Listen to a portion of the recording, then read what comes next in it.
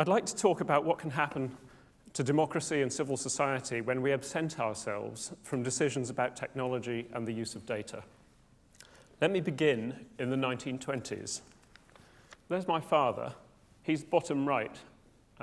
He's probably about 7 there. Around my dad are his parents. His father was a printer, his sisters, who became rather good musicians, and his younger brother with the crazy sticky-out ears. About 15 years later, everyone in this photograph, other than my own father at the bottom right, had been murdered. This photo was taken in Suwałki, in what is now northeastern Poland. My father's Jewish family, sadly, were typical. When civil society disintegrated, millions of people like them were systematically murdered. The inhuman brutality of the Nazis and their supporters depended on prejudice, fanned by control of communication and also on the power of the data at their disposal. Meticulously gathered information about the lineage and whereabouts of those they would murder. My father's story, together with my own interests in technology and in democracy, left me wondering whether new technologies themselves make genocide and tyrannical control more likely or less. Do despotic regimes have an easier ride with modern technologies? And what about the world's civil democracies? Does technology make them stronger or weaker and more likely to slide? Let me talk about data for a moment. Then we can think about how data collection and use might affect democracy. Data is collected on a massive scale by commercial companies, by governments, and even by individuals. It allows the public sector to manage demand for services, such as roads, utilities, and health. It enables us to find partners and people of like mind. It oils the wheels of commerce, and it enables collaborative filtering. If you like this and you like that, we can predict that you'll like this product too. It can be used in other ways. If you have these people as contacts, then you're likely to be this kind of person. Data is video and audio. It's telephone calls automatically transcribed. It's faces in the street, emails and social media posts, supposedly private or not. Our searches on Google or Bing. It's our credit card details, the patterns of our water and electricity use, whom we've talked to, what we've said, where we've been and where we are right now. Computational photography and image recognition enable individual cars and people to be spotted in crowds. Even your heart rate can be read remotely. Data can be collected even when our smartphones are apparently switched off. The microphone can listen for music being played and recognize it, and the camera can discreetly register your mood. Yes, emotion recognition algorithms allow data to be collected about people's reactions to what they're looking at. Brilliant for advertisers who can tell how people are reacting, but potentially for educators or anti-terror police too. And Google Glass, don't get me started. Crunching through all this data enables remarkably accurate inferences. Click on a link and in the blink of an eye, literally, there's a personalized ad based on previous shopping and browsing behavior and on whom your friends and contacts are. It might be for something you've never even talked about. Through monitoring subtle changes in behavior, the system can tell if someone is pregnant before even the mother-to-be herself knows. And as we've seen from the Obama campaigns, technology can accurately predict voting intentions and how strongly those views are held. Now, let me list one or two of the few key components of democracy and civil society. There's the right of representation, honestly and without corruption, the ability to campaign for peaceful change and for there to be a practical method for that change to happen, freedom of speech and open debate, access to information and at least public sector transparency, so we can make decisions and know if our rights are being infringed. These are just some components of democracy and civil society. You'll have others. You might throw in a free press, fair and open trials, freedom to travel, incorruptible security forces. Technology and clever use of data can support all of those. Social media are wonderful tools for politicians, not only to broadcast their views and get themselves heard, but they can be a helpful way to engage, to listen, to canvass opinion, and find out what matters to the people they represent. Free use of internet and social media are scary for one-party systems or what I call lip service democracies, because they allow people to share information, organize themselves, and spread anti-government views. Proper democracies shouldn't worry. In fact, they should encourage it, because that's what citizens are meant to do. In a democracy, someone is always plotting to the downfall of the government, which, as long as it's peaceful, is just as it should be. Our democratic institutions can be made more transparent and therefore accountable. We can check how governments are doing with performance indicators and dashboards for cities showing transport, crime, health. We can examine our politicians' voting records and, heaven help us, even their expenses. But there are downsides to data. Privacy, for example. To my mind, privacy underpins many of the other rights. You might say, if you've got nothing to hide, then why worry about privacy? But people have all sorts of legitimate reasons for not wanting to share everything. Can you honestly tell me that the conversation in your house doesn't change when your parents are around? I hear that Russian law now requires web providers, search engines, and all social networking sites to keep their servers in Russia, store their data for at least 6 months, and provide security services with users' personal data. Discussion and controversy about governmental policies and programs are bound to be inhibited if people know that Big Brother is listening.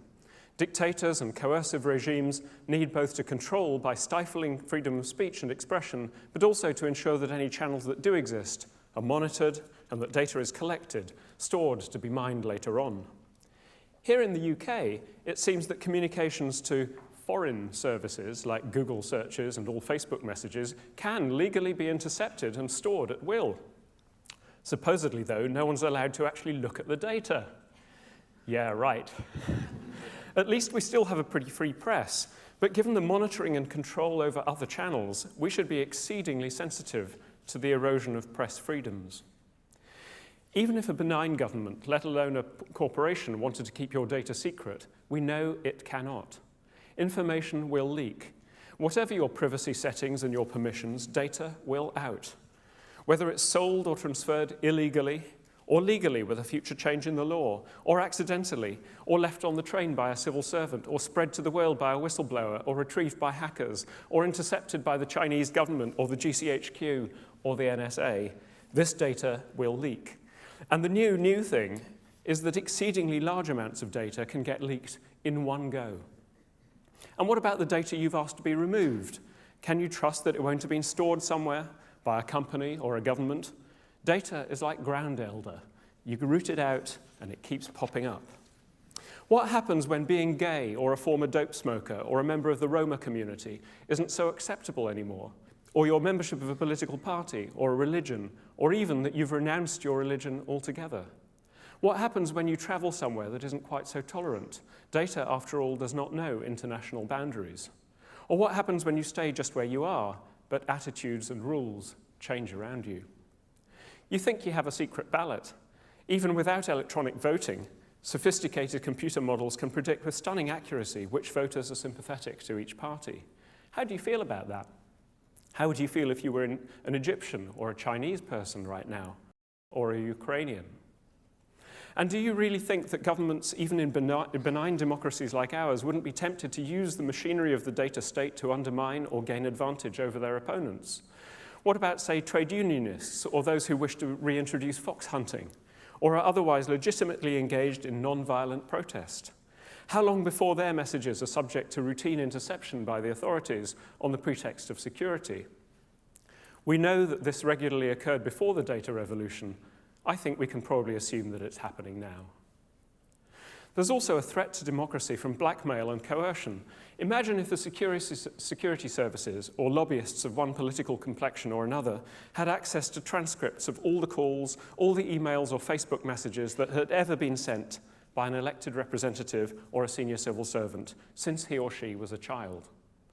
Everyone has a peccadillo or two. Here in England, if you haven't expressly and laboriously written a letter to your family doctor to withhold permission, your medical records, supposedly anonymized, can be shared for research. When that data is cross-referenced, and when it leaks, as it surely will, it'll be a goldmine, not just for businesses, but for anyone who'd like to put a little pressure on their representatives. Within Europe, Germany stands out as being particularly keen on personal privacy. With their recent memory of the East German Stasi, who kept records and informants everywhere, perhaps this isn't surprising. I think my father, given his experience, who all his life even avoided German-made products, would actually find himself saying now that we should listen to modern German views on privacy. Public bodies need to operate in a public way. Private individuals should be able to be just that, private. But now let me turn to security. Democracy is not much good if we're not safe. We need to be secure, and it's our government's duty to keep us so.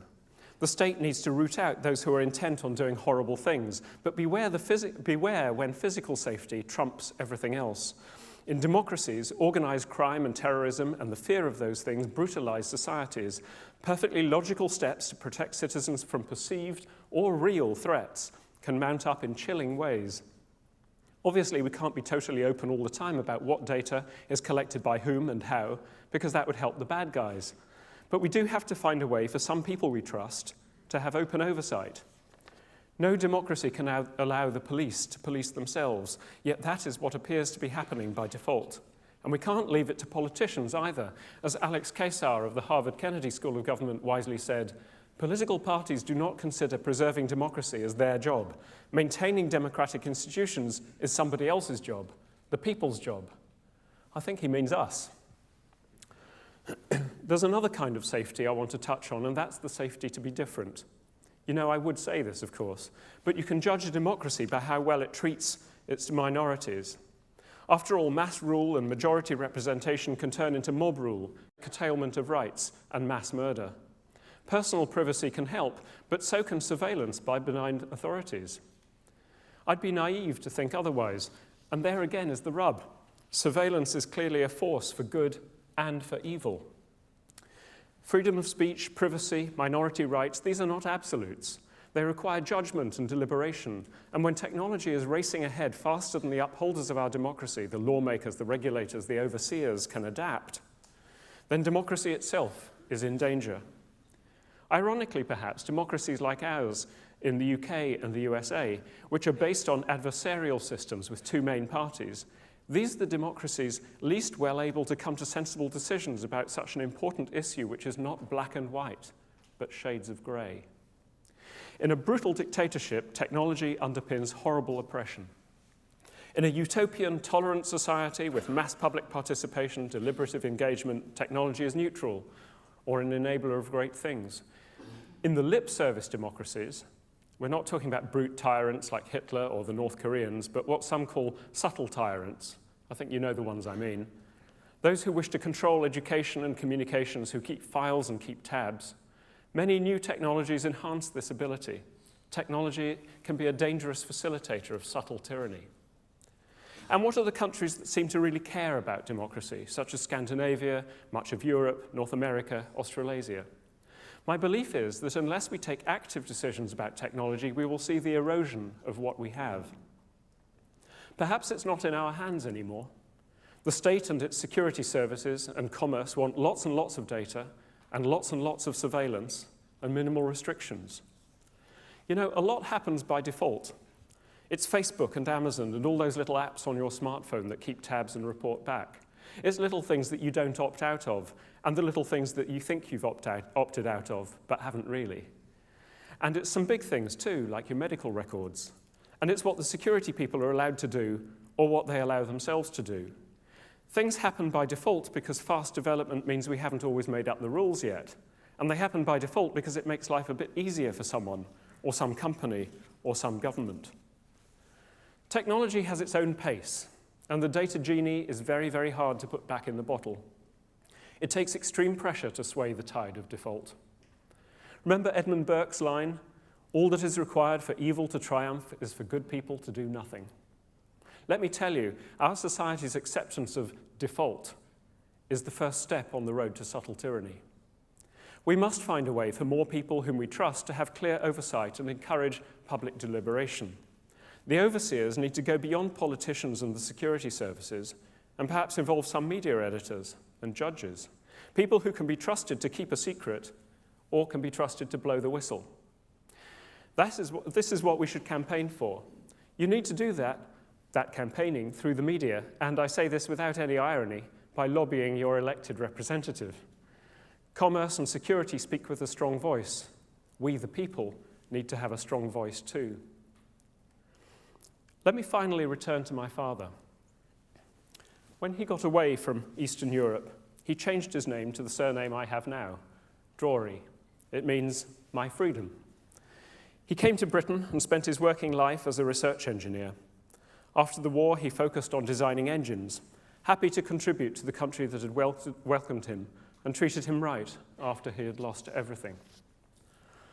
I hope that our country here, which I love so much, while staying relatively safe and secure, can engage in proper, open, deliberative debate to protect our democratic values.